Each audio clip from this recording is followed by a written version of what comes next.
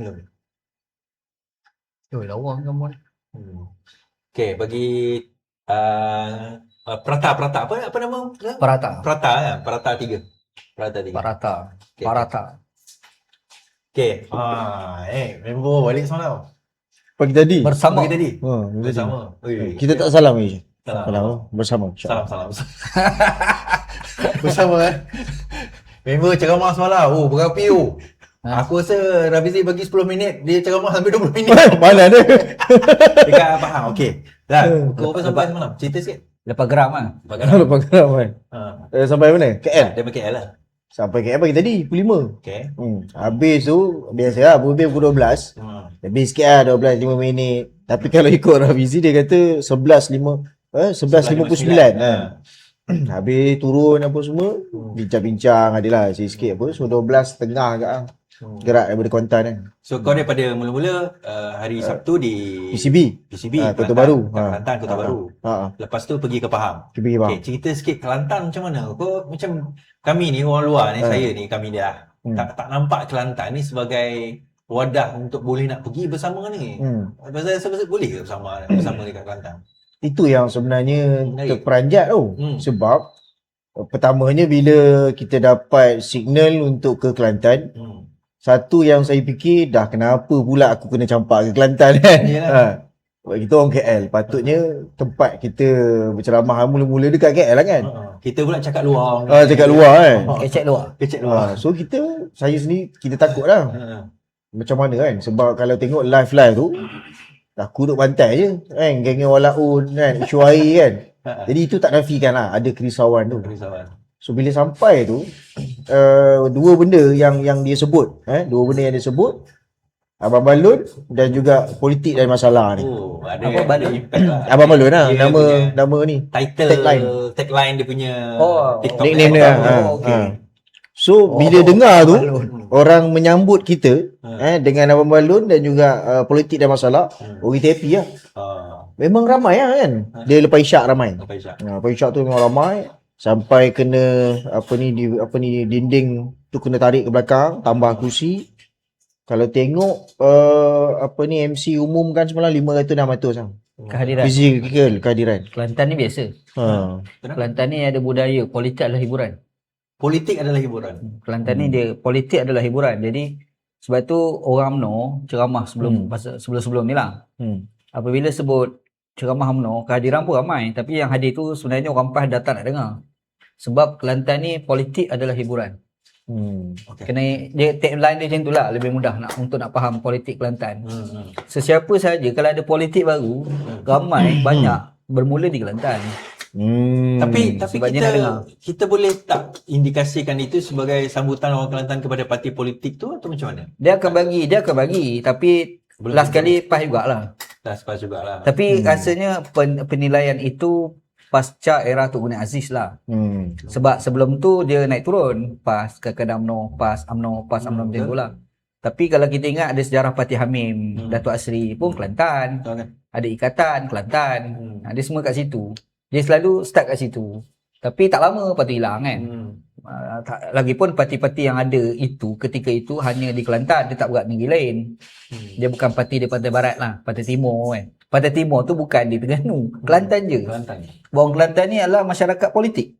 Tun Guni Aziz dulu, masih era dia Menteri Besar, dia selalu sebut, dia kata Kelantan adalah Universiti Terbuka Politik Malaysia. Itu terma yang telah diperkenalkan oleh Tun Guni Aziz. Jadi kalau contoh ada parti baru, memang orang dia akan pergi dengar. Kelantan ni ada budaya tu. Dia terbuka jugalah sebenarnya kalau ikutkan dengan Dia terbuka. Hmm. Dia Kelantan ni dia macam ni. Dia dengar. Lepas tu dia banding. Tapi yang datang semalam kan. Okey, dia kira wakil tau. Pasir Mas ada, Tumpat ada. Biasa tu. Macam-macam daerah.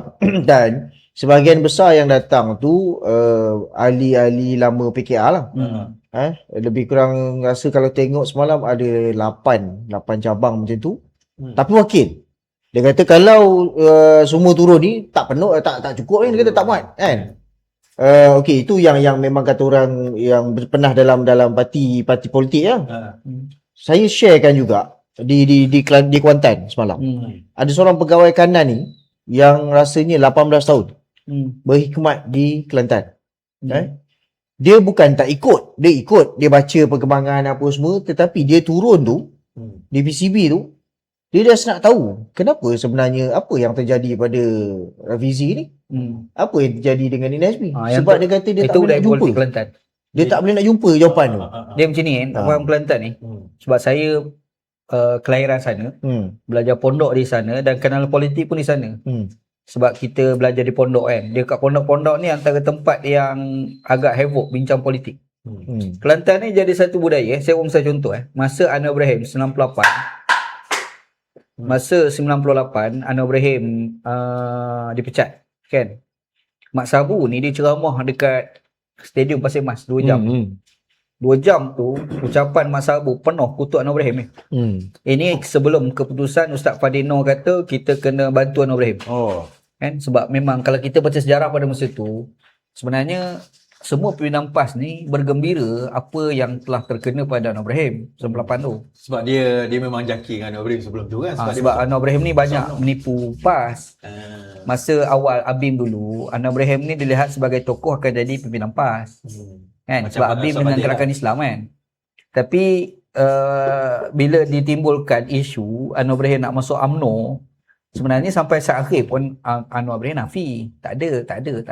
Masuk UMNO. Masih dia dalam dah cerita masa ABIM ke UMNO. Tahun 80. Bukan ada siapa yang kongsikan dia kata untuk dia jadi Perdana Menteri dia kena masuk UMNO. Siapa yang kongsi? Bukan tak, bukan. Itu selepas tu. Selepas tu kan? Yang cerita ni sebelum. Itu selepas dia masuk lah kan. Jadi sejarah PAS dengan Anwar ni sebenarnya ada sudut pandang positif semasa dia ABIM. Bukan semasa ABIM lah, semasa awal penubuhan ABIM. Walhal mungkin kita tak tahu sebenarnya perbincangan Anwar Ibrahim nak buka ABIM ni melibatkan kepada ulama UMNO. Datuk Dusuki lah.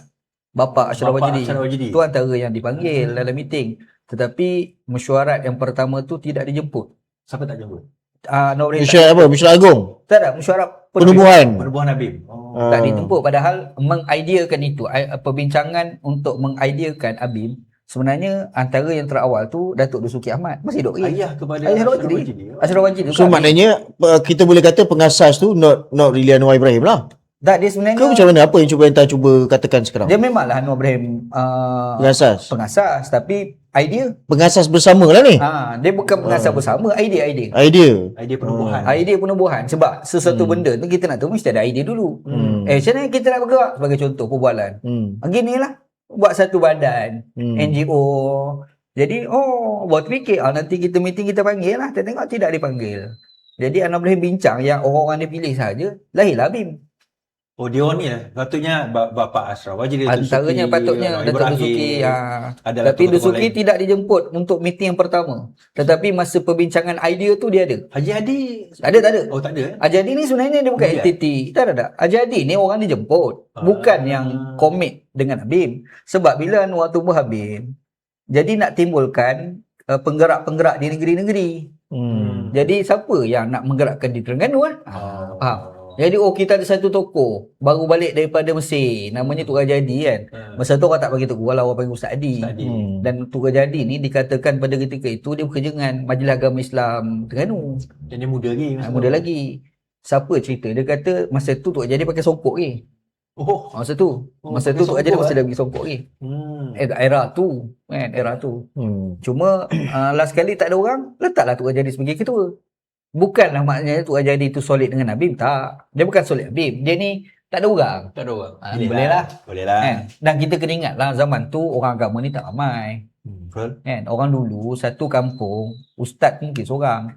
Hari ni satu rumah 3 ustaz. Dia lain kan. Jadi budaya sekarang dengan dulu. Tu ustaz apa? Ustaz ABIM lah? Tak, dia orang agama. Jadi ABIM ni bukan Ustaz ABIM. Ustaz ABIM ni belum timbul lagi. ABIM tu nak bergerak macam mana? Mesti ada orang agama. Mesti ada orang agama, faham tak? Yang sekarang ni lah Ustaz ramai tu. Ada Ustaz ABIM, ada Ustaz Ikram, Ustaz. Dulu tak ada. Kalau kita ghostan sekitar 40 tahun dulu tak timbul. Itu masa tu perempuan bagi tudung bayar. Selendang pun kira dah alim dah tu. Sebab tu kalau orang kata jadi ABIM, yalah betul lah dia ABIM tapi dia bukan jiwa raga dia ABIM. Kau tak faham tu. Jadi dia ni pure ikhwan sebab dia dapat usrah daripada Syed Awal. Syed Awal tu nakib dia. Syed Awar nak Syed Awar. Ui, siapa yang tak kenal Syed Awar? Syed Awar ni SU Agong Ikhwan zaman tu. Syed Awar bukan biasa segi tarbiyah ikhwan dalam kalangan ikhwan antarabangsa ni, Tok Gajah ni kategori besar sebenarnya. Dia Malaysia ni 2 orang yang besar. Tok Gajah ni, seorang lagi Ustaz Yahya Osman. Allahyarham, dah meninggal, Kelantan. Yang ni pure ikhwan. Dia dalam PAS tak? Lepas lepas dia dalam PAS ni, kalau orang tanya tarbiyah, dia ada tarbiyah kan. Bila tarbiyah dia ada mazhab tarbiyah. Jadi mazhab tarbiyah PAS ni 2 yang besar. Yang pertama adalah Ustaz Yahya Osman, yang kedua Allahyarham Ustaz Arun Taib. Semua Allahyarham mereka lah. Macam saya ni usrah Arun Taib. Okey. Kalau orang sebut Wanji ni usrah Arun Taib. Ini memang pure anak murid Arun Taib lah. Cuma saya mufarakah awal kan. Tapi ada satu lagi ni maksudnya keluar kan. Lepas tu ada satu lagi tu usrah Yahya Osman. Dia keluar masa tu keluar ke Masuk Izzah PKR. lah. Oh PKR. Izzah lah. Izzah lah. Aku je lah. Nah, kita kena jelas. Oh marah ni. kerana tak apa. Tapi masa dekat Kelantan tak timbul lah topik tu. Dan Kelantan ni lain. Dia Kelantan ni kita kena faham budaya gerakan Islam dia, budaya beragama dia tak ada kaitan gerakan Islam. Faham tak? Gerakan Islam maksudnya pengaruh ikhwan lah. Sebab itu orang macam Tugu Nazis, Tugu Nazis bukan ikhwan. Tugu Nazis ni bukan tarbiyah ikhwan. Dia Pakistan kan? Dia India Pakistan. Lepas tu dia dapat tarbiyah semangat jihad dia tu, semangat berlawan dia tu, sebab Tugu dia tu adalah ulama-ulama terlibat dalam perlawanan dengan British. Maulana Hussein Ahmad Madani tu. Dia ni masuk penjara lawan British. Zaman Pakistan India di bawah penjajahan. Masa penjajah. Dia ni terlibat lah. Tugu Nazi ni, Tugu dia terlibat. Jadi dia balik daripada negara India, lepas tu dia ke Mesir. Dan Tugu Nazi ni pun sebut, dia tak pernah dapat tarbiyah habis ikhwan, tapi dia membaca buku Syed Qutb. Betul. Jadi banyak membaca kan. Lepas tu dia mengkagumi tokoh-tokoh reformis daripada Mesir yang menjadi rojokan ikhwan. Antaranya Abduh. Sebab tu nama anak dia Muhammad. Ni Abduh. Ni Abduh tu sempena pada Syekh Muhammad Abduh. Reformis Mesir yang banyak ikhwan ambil pemikiran dia. Itu asal dia. Tugu Aziz sendiri tu bukan ikhwan. Dia bukan dapat tarbiyah ikhwan. Kalau orang tanya, ikhwan bukan, Abin pun bukan. Bukan, dia bukan. Semua bukan. Ni Aziz ni adalah Ni Aziz. Lepas tu orang kata kenapa semangat dia melawan? Semangat melawan ni bukan sebab pengaruh gerakan Islam. Semangat daripada guru dia sendiri tu tokoh melawan dekat India. So kalau kita tengok sekarang kan, gerakan-gerakan Dr. Sam itu adakah boleh kita katakan daripada jalur melawan hadiah wang Dia tak macam mana? Sam ni dia Ke dia politik. Dia lain. Sebab tu kalau kita tanya, bukan pembawaan Haji Ustaz Haji lah. Dia macam ni. Kalau kita nak faham pas budaya gerakan Islam ni adalah agama. Negara Islam. Sam tak bercakap negara Islam. Sam dia ikut tarbiyah ke tak? Dia ikut tarbiyah, tapi tarbiyah bukan serius lah. Bukan ikut serah tak senggol lah. Dia bukan yang masuk betul-betul terlibat dengan. Adalah bukan. So pas boleh terima benda tu? Dan masalah isu ketokohan. Dia soal dapat tarbiyah, soal memberi ruang politik, dua benda berbeza. Kita kena ingat Hasan Ali tu UMNO. Ingat dulu Dr. Hasan Ali kan, dia UMNO. Tapi dia masuk PAS tu tak lama naik presiden PAS. Kenapa sekejap saja dah jadi naik presiden? Macam Ramadan masuk PKR lah. Bila dia cakap reformasi, kita pun dah tuntah. Reformasi tegur apa kau ni, kau celah mana reformasi? Tapi dia melalui proses tarbiyah tersinggung juga. Yang kita tak tahu lah. 9.5. Blockchain, buat apa blockchain? Kan? Okey. Sebut pasal blockchain. Di Kelantan, yang tadi. Ada penjawat awam tu. Tak, sebab kalau kita ingat balik, kita ghostan dalam sekitar 5-6 tahun lepas, antara kemasukan ahli PKR teramai ni Kelantan. Ya. Sebab apa? Sebab ramai orang amanah di Kelantan marah dengan amanah. Makanya yang banyak masuk PKR ni adalah orang amanah. Kenapa nak marah dengan amanah pula? Tak, kan dari awal kan nak Kelantan kan bergaduh teruk. Bukan sampai sekarang. Memang kan bergaduh. Dia gaduh teruk. Jadi bila Anwar jadi Perdana Menteri, dilihat pimpinan amanah ni dia tak boleh stabil. Kan? Adalah beberapa isu lah, antaranya penjawatan lah. Kadar tak kadar lah apalah. Sekali tu berlaku pergaduhan menyebabkan banyak sangat ahli-ahli amanah masuk PKR. Ustaz rasa kenapa amanah tak boleh ganti PAS di Kelantan? Tak boleh? Tak boleh ganti PAS di Kelantan, amanah. Yang pertama, budaya agama. Bukan maksudnya orang PKR, bukan bermaksud orang amanah tak ada agama, tak. Budaya kan. Budaya beragama ni contoh mengajar agama. Benda ni hidup dalam kalangan orang PAS. Dengan kuliah masjid ni orang PAS. Yang pergi ke ustaz-ustaz yang pergi ke masjid mengajar-mengajar ni orang PAS. Ustaz-ustaz amanah tak buat benda macam ni. Oh, tak ada. Bukanlah tak Kalau ada pun tak serius lah. Tambah pula kalau ustaz-ustaz amanah pergi, masjid-masjid lazim ni adalah orang PAS. Siapa nak dengar ceramah orang amanah tu? Yalah. Kan? Lepas tu tauliah pula, isu tauliah. Tu isu banyak lah. Dia bukan isu tauliah aja. Sebab kadang-kadang dapat tauliah daripada majlis, tapi masjid pula dikuasai oleh orang PAS. So tak dijemput lah. Tak dijemput lah.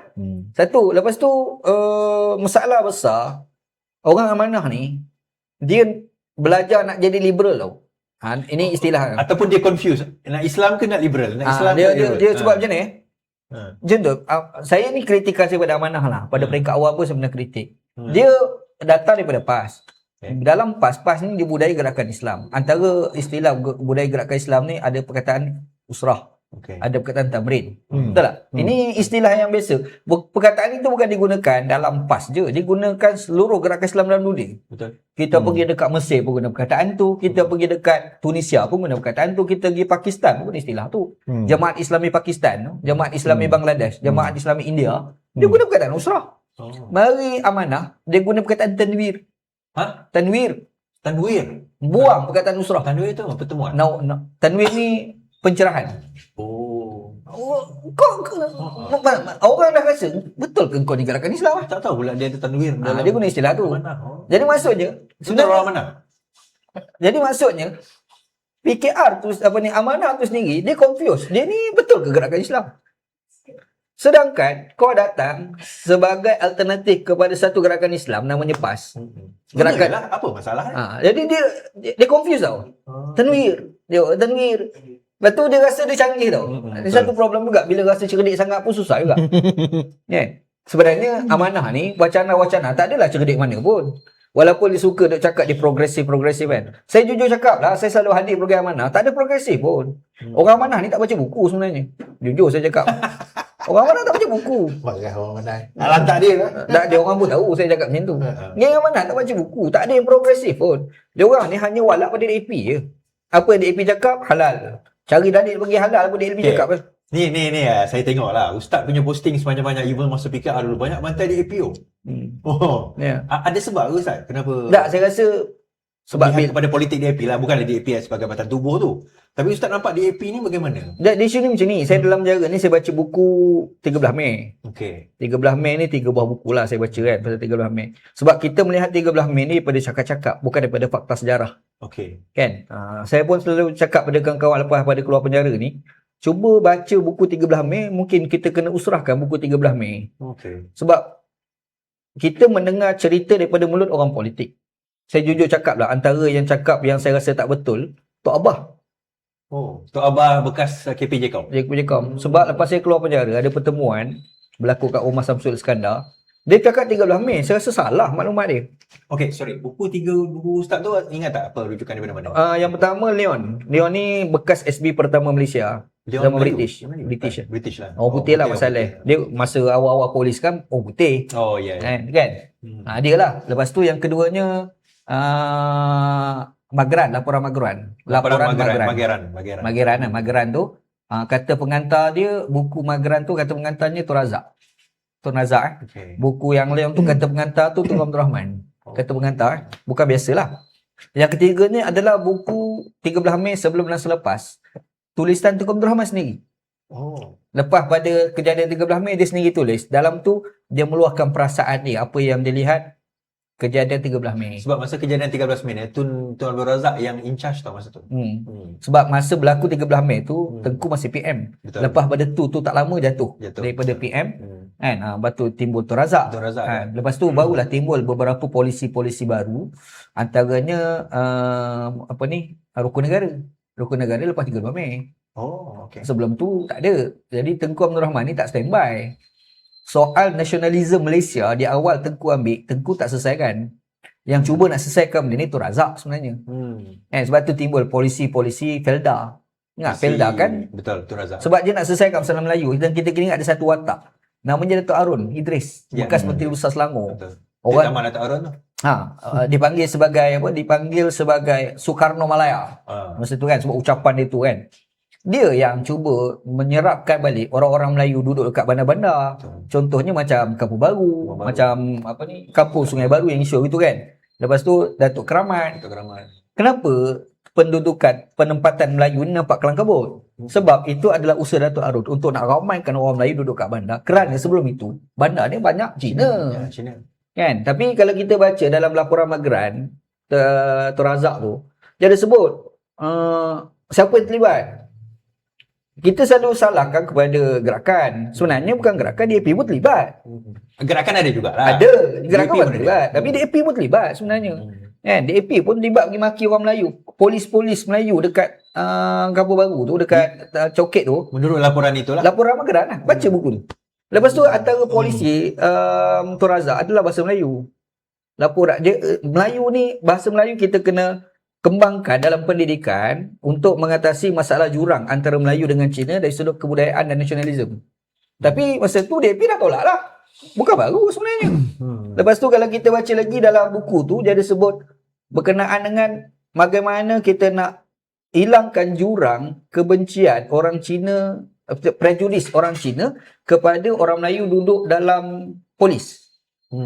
Makanya pada ketika itu diserapkan orang Melayu, orang Cina dalam polis. Dan ramai yang bantah. Cina ni bantah. Cina bantah Cina masuk polis? Oh, okay. Masa tu. Sampai ada, dalam buku laporan tu ada sebut. Sehingga kan ada Cina kata, kami tak heran. Kalau kami balik negara China pun kami okey. Oh, pada masa itulah. Satu. Bila saya baca macam tu, saya rasa bullshitnya DAP ni. Kan? Maknanya kau sama je. Kan? Lepas tu bila saya baca buku, lepas tu saya dengar orang cakap, kau tak baca buku ni, kau tak baca laporan. Laporan Magran ni dia benda yang autoritatif lah. Ayalah. Sebab dia laporan Magran tu dia orang dipanggil apa? Declassified kan selepas habis tempoh. Dia keluar. Kena baca buku tu. Memang kena baca. Saya memang menganjurkan baca buku 13 Mei. Okey, apa daripada situ kesimpulan yang Ustaz boleh bawa dengan DAP tu pada masa sekarang ni bagaimana? Apa yang membawa kepada sentimen, perasaan itu pada DAP? Sebab dia macam ni. Setapak ni tempat deklarasi DAP. Itu tempat dia sebenarnya. Kalau kita baca sejarah, antara asbab berlakunya cetusan kemarahan UMNO lah sebenarnya. Datuk Harun Idris, rumah dia dekat Kampung Baru. Apabila ada seorang orang Melayu dikatakan telah dipukul oleh Cina dekat setapak. Iaitu menyebabkan timbul kemarahan. Marah-marah, tambah pula bila gerakan dengan DAP ni, dia pergi bergerak kat kawasan-kawasan polis dekat Coket tu, balai polis lah. Dia pergi maki Melayu kan. Jadi dia lagi tambah tu, marah. Akhir sekali memang gila-gila gaduh lah. Dan Kepong antara tempat penting sebenarnya. Kepong, Jinjang, kawasan dia kan. Itu kawasan Cina kan? Kawasan dia lah, baru ni pun ramai kan. Jadi bila saya tengok polisi Tun Razak punya polisi pada masa tu untuk mendekatkan jurang antara Cina dengan Melayu pada masa tu Tapi kenapa pimpinan-pimpinan DAP pada ketika itu mengambil sikap untuk tak nak bersetuju dengan polisi Tun Razak? Lepas tu dia kena setuju. Contoh isu bahasa Melayu. Jadi sebab perlembagaan sendiri dah sebut bahasa Melayu tu bahasa kebangsaan. Kau pergi bantah pula orang. Tak payah bantah, terima je lah.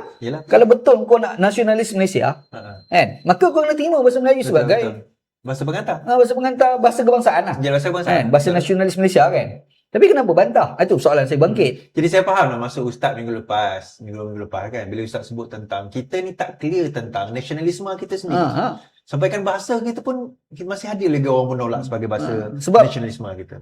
Iyalah, bila kita sebut sebuah negara, dia mesti ada bahasa penterjemah kepada nasionalis. Kan? Kalau orang tanya, apa bahasa penterjemah bagi nasionalisme Indonesia? Bahasa Indonesia. Dia clear, jelas. Dia bukan bahasa Melayu, dia bahasa Indonesia. Bahasa Indonesia lah. Jelas Indonesia. Sebab tu, bila sebut polisi bahasa dia cuma lagi kuat lah. Sebab dia polisi bahasa dan wajib berasimilate. Dia bukan pilihan. Wajib. Dia tetapkan satu kewajipan. Dan memang itu telah dibuat oleh Soekarno dulu lah kan. Makanya sampai nama-nama berbahasa Indonesia. Joko Widodo, Susilo Bambang. Nama Indonesia kan.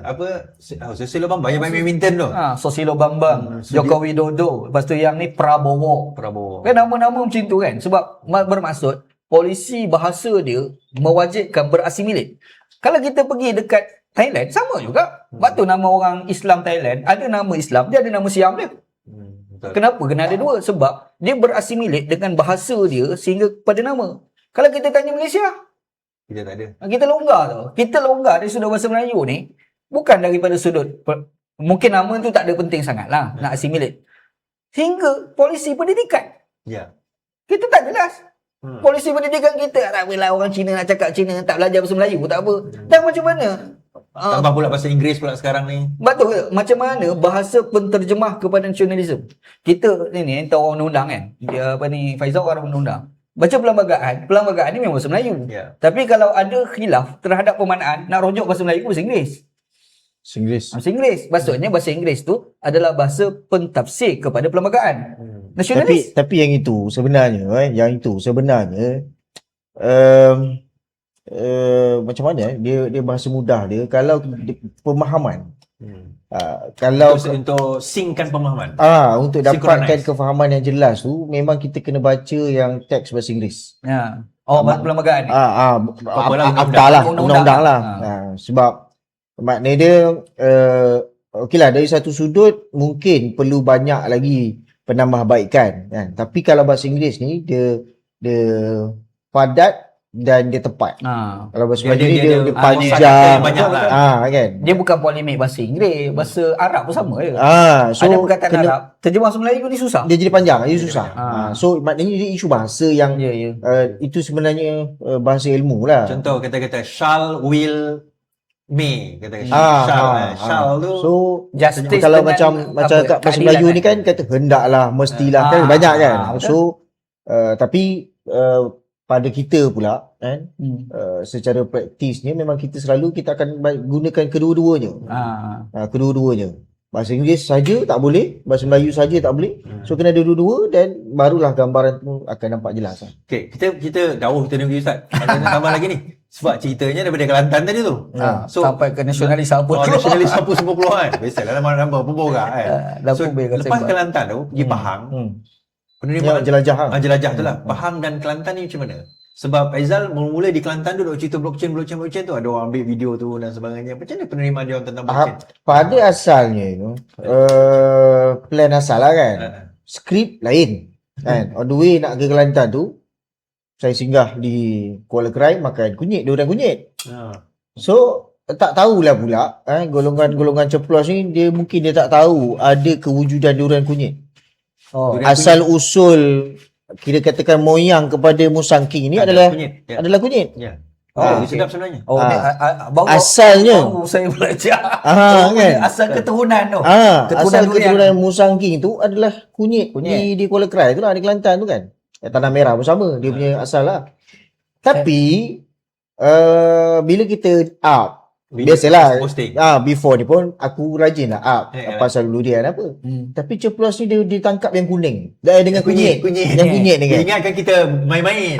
Dia ingat kita belilah siapa-siapa. Padahal kita sebut nama durian. Okey. Jadi dia ada nampak posting tu. Jadi malam ni bila tengok serius sangat seolah-olah kita dia kata kita melakukan qazaf apa semua kan. Jauh sangat kita pun tak terfikir kan. Tak terfikir. Kita fikir nak cerita durian Durian je sebab kita main gila durian kan. So di Kelantan tu mulakan dengan durian kunyit je lah. Kan? Dan daripada situlah bila petang tu nak mulakan tu tengok balik keadaan tu dapat idea.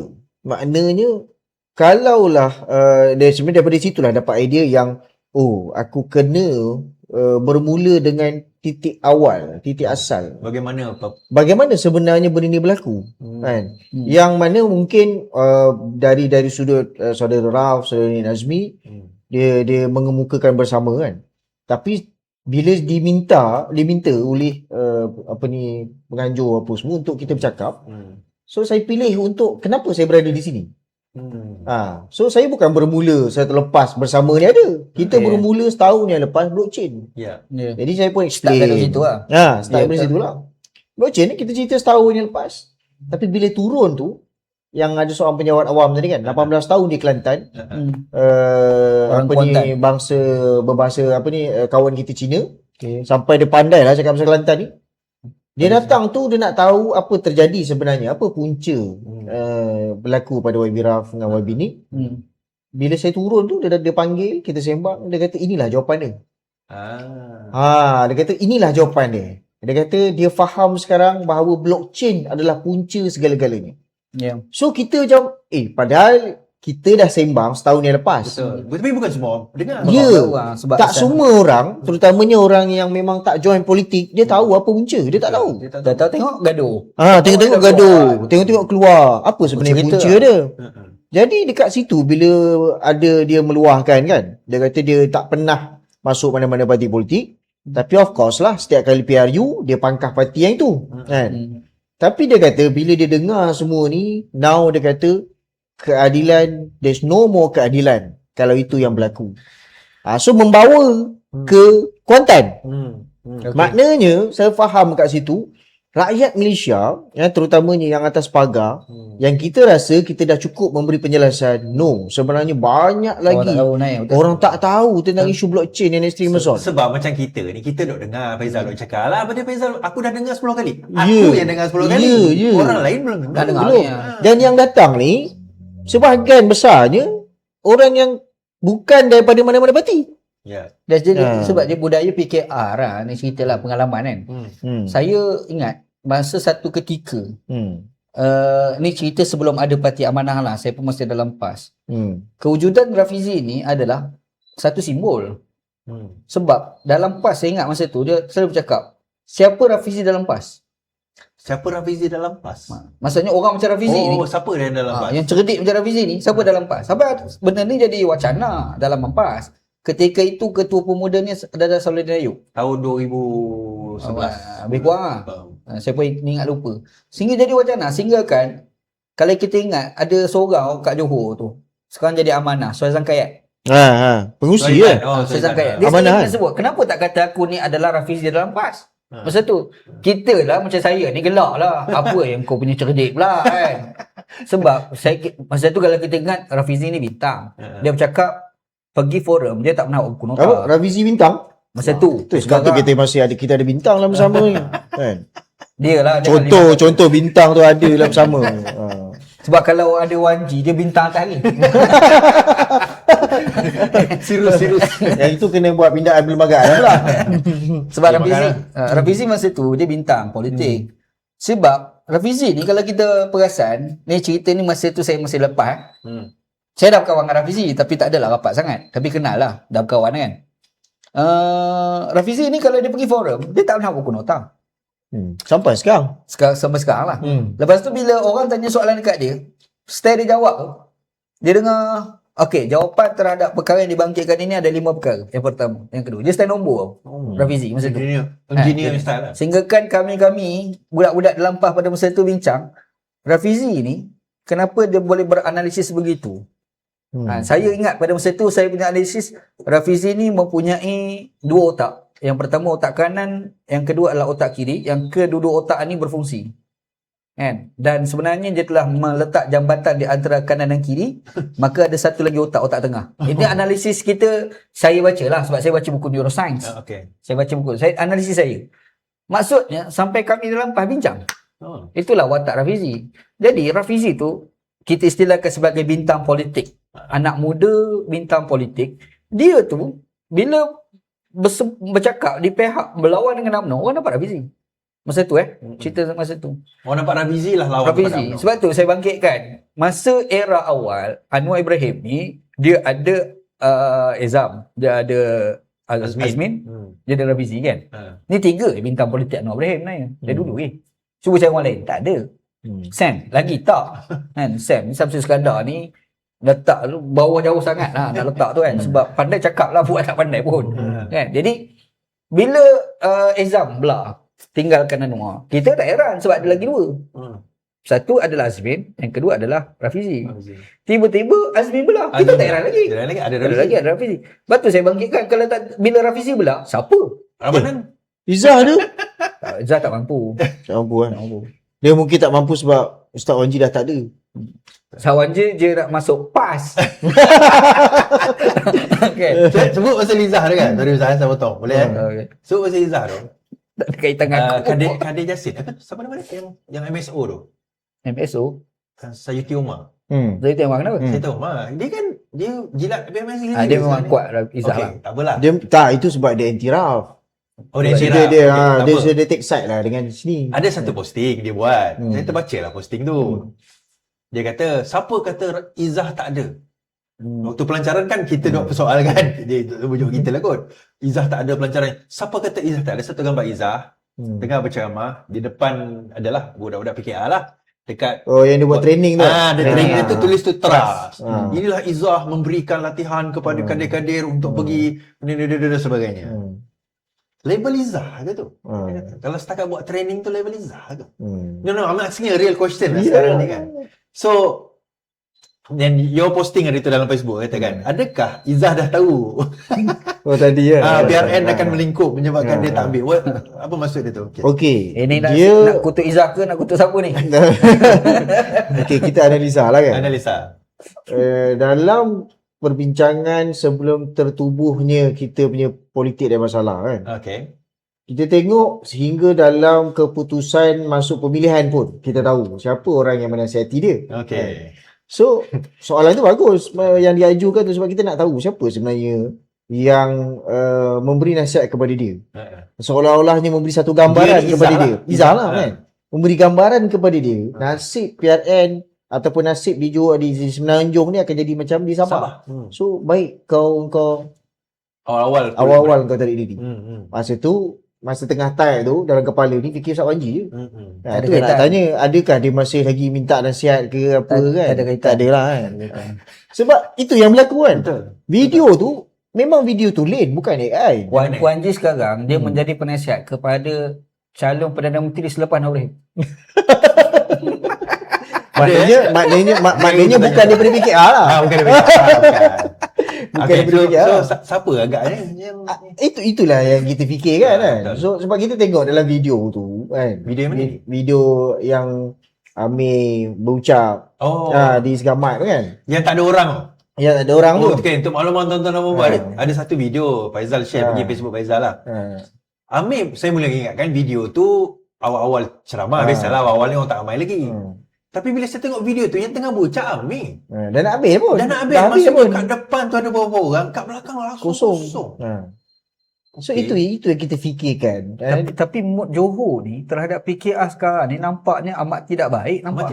Tak. Memang Jadi kita bincang bab tu. Ada dapatan kan. Okey. Lepas tu yang video tu kenapa kita bangkitkan benda tu? Sebab bila kita tengok jelajah kan. Jelajah geng-geng ceplos ni dia mempertikaikan lah.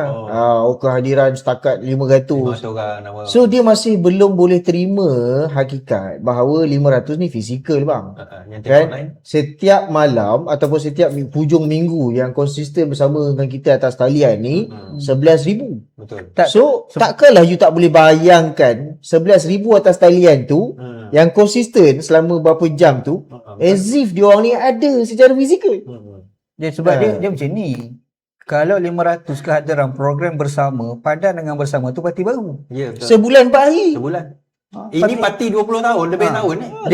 Dia bukan parti baru, dia parti yang teramat baru. Ya. Sebulan. Dan yang tu kerajaan. Amir kerajaan. Jadi tempat pula Segamat ni timbalan menteri, jangan lupa. Yunus Waran. So masa time tu kan nak je tanya, tapi sebab kita tahu malam ni kita ada podcast kan. Tu nak tanya Ustaz Wanji ke yang nasihat dia masa tu kan. Sebab masa pemilihan bertanding. So kita nak tahulah apa penjelasan Ustaz Wanji. Penasihat kepada calon Perdana Menteri selepas Ibrahim. Saya nak bawa benda-benda tu Ustaz. Okey. Ada orang kata, ni bawa cerita pada calon Perdana Menteri ni. Ada orang kata kalau Anwar tak jadi Perdana Menteri, tak ada siapa lagi yang lebih layak jadi Perdana Menteri. Maksudnya lepas Anwar ni, pada zaman inilah kita cerita 2026, 2028 ni, tidak ada orang selayak Anwar Ibrahim untuk nak handle negara ni. Itu sentimen. Sentimen yang pada saya dangkal dan ketinggalan zaman. Benda tu dah dibawa dan benda tu dah wujud masa zaman Tun Mahathir lagi. Kan? Masa 98, 99, lahirnya PKR. Soalan yang sama lah. dimainkan oleh pentasub Tun Mahathir. Ya. Tak adalah Perdana Menteri yang selain daripada Tun Mahathir apa ni yang paling layak sekali. Kalau PKR pegang habis seluar pendek. Habis bankrupt negara dan sebagainya kan. Ha. So itu sentimen yang pada saya bukan benda baru. So dia tak ada merit dan non substantif lah. Okey. Calon siapa calon Dan kalau pada zaman Tun Razak dulu pun, sebelum nama Tun Dr. Mahathir timbul, orang menganggap Tun Dr. Mahathir jadi menteri pun negara rosak juga. Ya. Masa Sama. tu. Sama je. So, sentimen. Tak ada Tun Razak bela negara. Naik Tun Mahathir lagi rosak negara. Masa tu orang dah bercakap dah. Tapi last sekali 22 tahun juga orang tu DPM kan. Ya. Okey. In your opinion lah, saya akan bagi pendapat. Siapa you all rasa, okey, tolak tepi lah menang tak menang tu cerita lain. Parti dia menang tak menang. Yang you rasa ikut turutan top 5 yang boleh jadi Perdana Menteri sekarang menggantikan Anwar Ibrahim. Oh, top 5 tu banyak sangat lah. Okey, top 3 lah. Kita tengok pada parti-parti lah kan. Tak kisahlah. Okey. Crossboard, tak kisah. Parti mana? Saya nak bawa satu poin yang mana untuk semua mengambil pertimbangan. You nak pilih, you punya pilot ni yang memang dah tak larat, yang kaki punting parlimen ataupun orang yang memang kita layak, yang menghargai pandangan you sebagai generasi muda. Itu je. So, Segi konsep Kalau dia tu lah. dari sudut konseptualnya begitulah kan. Okey. ciri dia. Orang So kita tengok Bro Iswandi pernah ada pengalaman Okey. yang lebih lama daripada saya dalam PKR dulu kan. Adakah pandangan-pandangan you diterima? Tak. Walaupun saya ingat lagi masa COVID dulu 2019, 20 kan. Boleh. Satu-satunya orang ataupun pihak yang memberi penerangan yang membela kerajaan pada masa itu adalah Iswandi lah. bela pakatan. Bela Pakatan apa Sebab semua kan. Masa tu COVID. Biden. Masa COVID apa semua kan. Itu pun tak dipandang. Because of you dah kena label daripada awal. Tim revisi. Daripada masa tu rambut hitam, sekarang dah ada uban apa semua.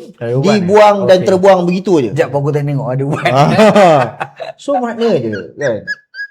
Saya lihat dari sudut corporate pula. Kita run a small firm kan. Konsep yang kita ambil, kita perlukan young lawyers kan. Untuk kita train, untuk jadi kita punya fighter untuk pada masa akan datang.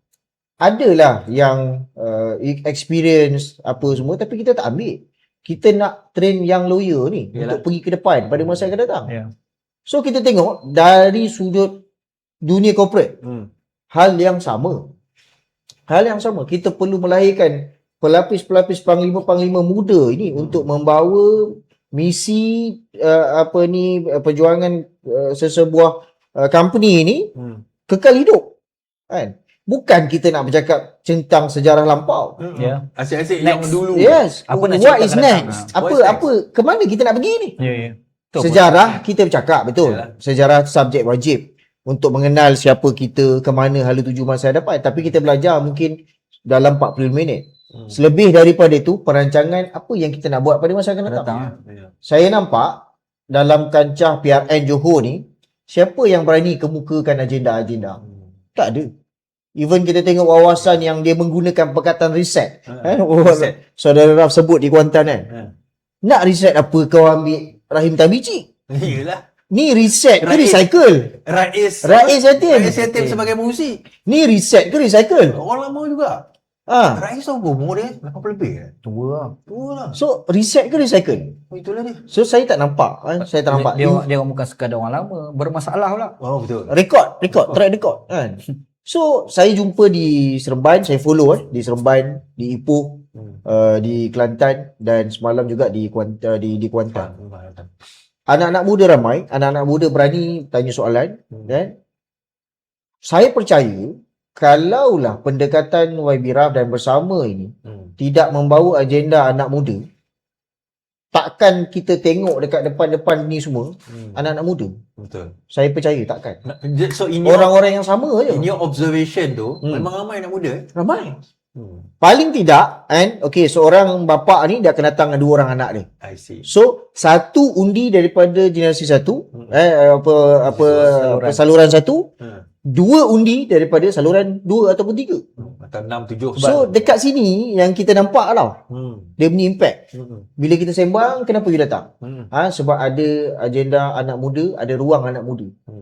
So saya rasa benda ni satu benda yang baru. Sebab pasal bila timbul isu undi 18, segi Pakatan Harapan seperti tidak punya agenda untuk nak tarik undi 18. Cuba tengok, lepas daripada dicadangkan idea undi 18 kan, Sadik lah diangkat. Persoalan berbangkit, apa yang dirancang oleh Pakatan Harapan untuk memastikan undi 18 ni undi dia orang. Kalau kita fikir tak ada sebenarnya. Betul. Itu bukan datang daripada Pakatan tak? Betul tak? Itu datang daripada Sadik, daripada mungkin kita katakan kita setuju PH. Betul. Tapi dia setakat bersetujulah kan. Dan bila memegang kerajaan sebenarnya, saya pun tertanya-tanya juga dulu, apa agenda kepada anak muda?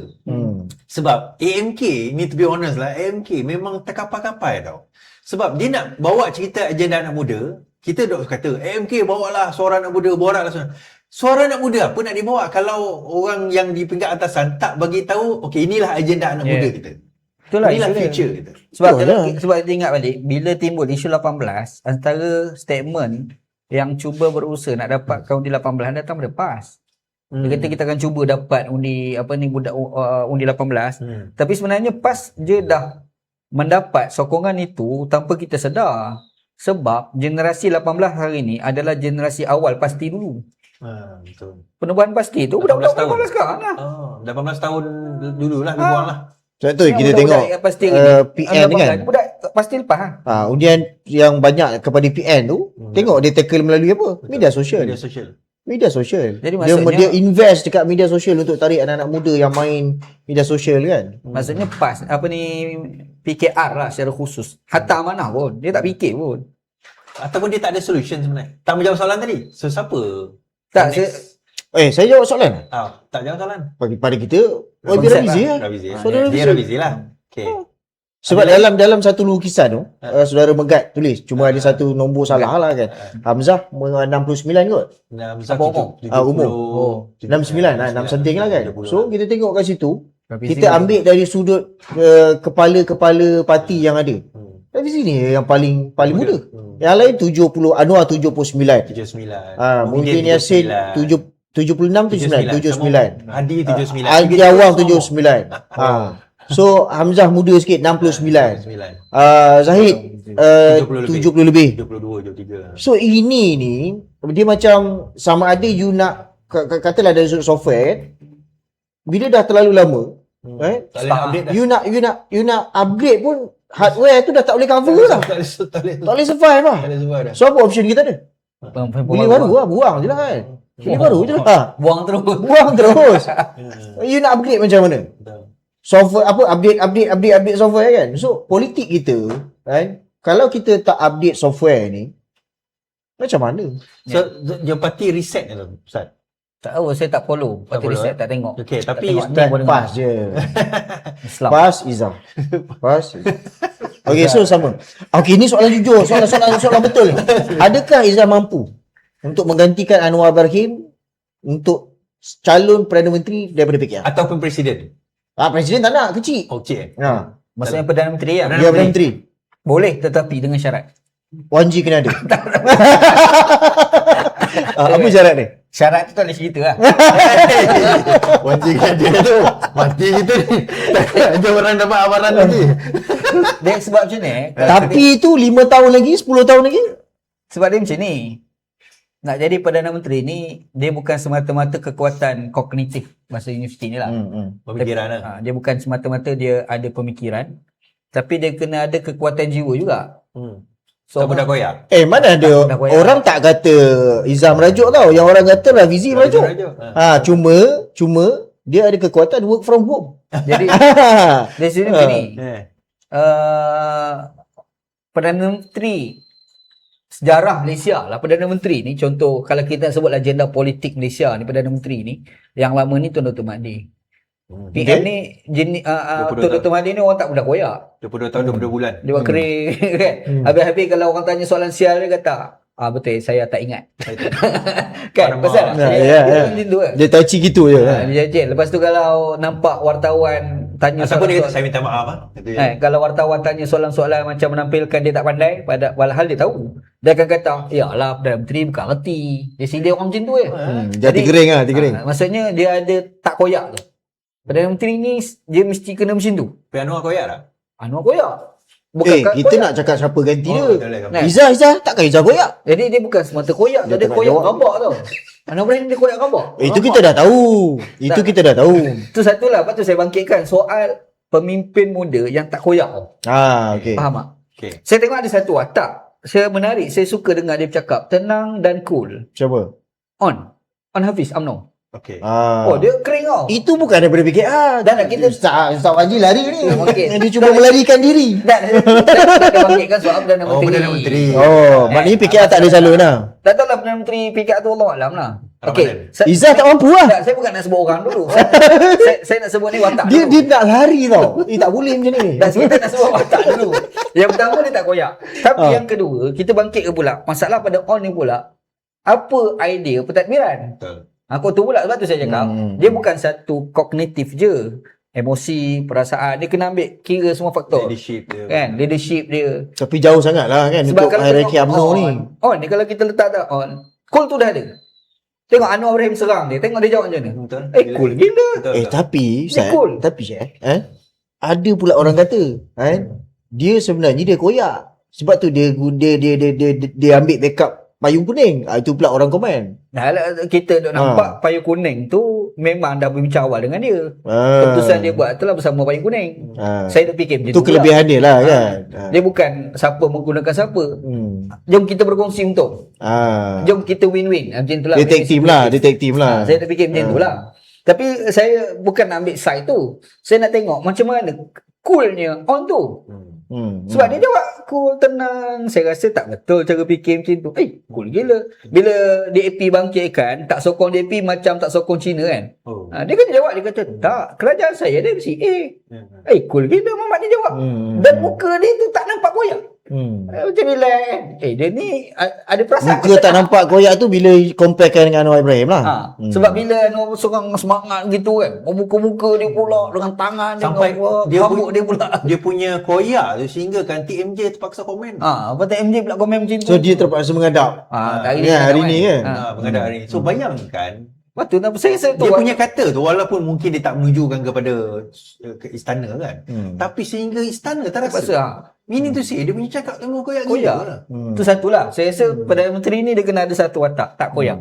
Dia kena cool. Sebab saya tengok legenda politik Malaysia, Perdana Menteri ni lazim memang tak koyak. Tapi pengalaman Ustaz lah dengan Anwar Ibrahim, dia mudah koyak kan? Memang mudah. Dia mudah touching. Tapi dia tak ada direct access dengan Anwar Ibrahim. Ada kan? Cuma kalau katakan 80% tu mungkin dia dapat maklumat. Izzah lebih lah. So dia dapat maklumat koyak daripada siapa? Dia pengalaman koyak ni kita tengok depan nampak. Nampak lah. Dia tak adalah cakap papa koyak, tak adalah. Tak, kita tak tahu. Tanya. Kita tanya kan. Tapi memang ada mana-mana. Datuk Seri. Datuk Seri. Bukan bapa, ingat bapa kan. Mana dia cakap mana tu tak jadi. Dia dah pelajar aku je. Sampai ni. Pengalaman dia penting. Itu satulah. Yang kedua ni kognitif lah. Kognitif sebagai seorang Perdana Menteri lah. Kalau orang nak jadi CEO satu syarikat pun kena ada kognitif yang baik. Apatah lagi nak jaga satu negara kan. Jap satu. Jadi mic tak. Okey, alright. Tak dengar? Okey, boleh jatuh. Okey, kognitif dia kan. Jadi jawapan penting dia masuk lah. Masuk lah kan, jawapan penting dia masuk lah. Tapi selalu memang macam tu, Tuhan selamatkan. Wali Wali tu memang macam tu. Itu yang pertama tu. Memang betul. Wali betul lah. Karamah.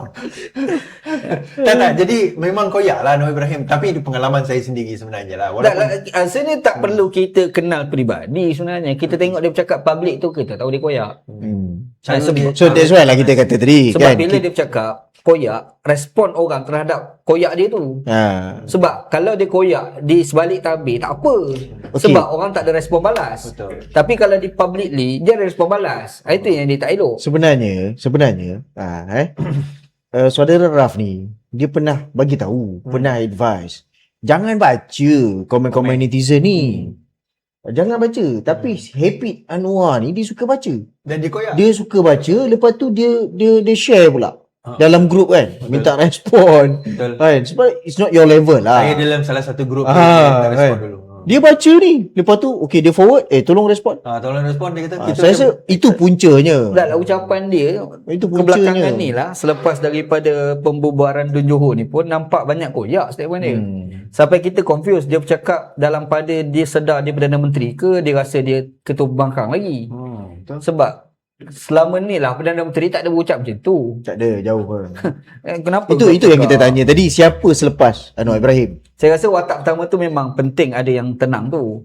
Tapi kognitif sebagai pemimpin, dia mesti ada plan, master plan di masa akan datang, plan strategi dia mesti ada tu. Okey, ciri-ciri yang Ustaz sebut ada tak pada saudara Raf? Fair comment.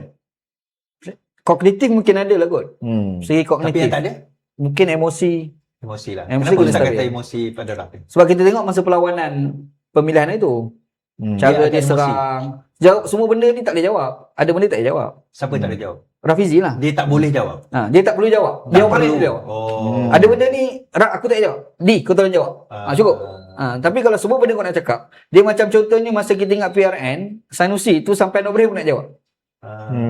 Man, Ada benda Raf sebenarnya tak boleh tak jawab. jawab. Masa Tapi tu, itu masa pemilihan lah. Masa Okey, pemilihan lah. pasca bersama macam mana? mana itu korang punya pasal lah. Ah, Kita menganalisis apa yang kita tengok sebelum. Iyalah. Kadang-kadang kita tak tahu kan. Tapi mungkin apa saya cakap hari ni, kalau Rafizi dengar, mungkin dia ambil satu Betul take lah. note. Actually I agree. Some part of it ada masa pemilihan dulu lah. Mungkin tak tahu, kadang-kadang kita ni terlalu banyak sangat cakap pun Tak boleh. setengah benda tak boleh. Dia ada certain things tu bukan level kita untuk cakap. Macam kita dulu lah, dia ceplos sekejap debat kan. Not our level. Dia sebab contoh dia macam ni lah mudah. Masa PRN, Sanusi ni tak berapa popular. Tapi kalau entah pun ingat kan, popularnya Sanusi tu adalah apabila Anwar Ibrahim tak jawab. Anwar jawab dia. Saya ingat lagi. Sebab isu ni dia bangkit isu Penang. Dia bangkit saja. Sejarah Penang. Kedah, Penang. Kedah Penang. Dia bawa-bawa, lepas tu saya ingat Anwar Ibrahim jawab. Lepas tu Sanusi balas. Waktu jawab. Saya hantar WhatsApp pada pimpinan PKR tertentu lah. Kan? Saya hantar WhatsApp kata cuma ayat saya pada masa tu saya kata kalau baca Sun Tzu dalam buku Art of War, dia gambarkan kadang-kadang menang kalah itu sudah diketahui sebelum berlakunya perang. Betul. Dia boleh tahu dah. Dalilnya apabila panglima-panglima berperang, apabila orang standard, ni ayat saya pada dia, orang standard Anwar Ibrahim telah berperang dengan anak buah Tua Jadi.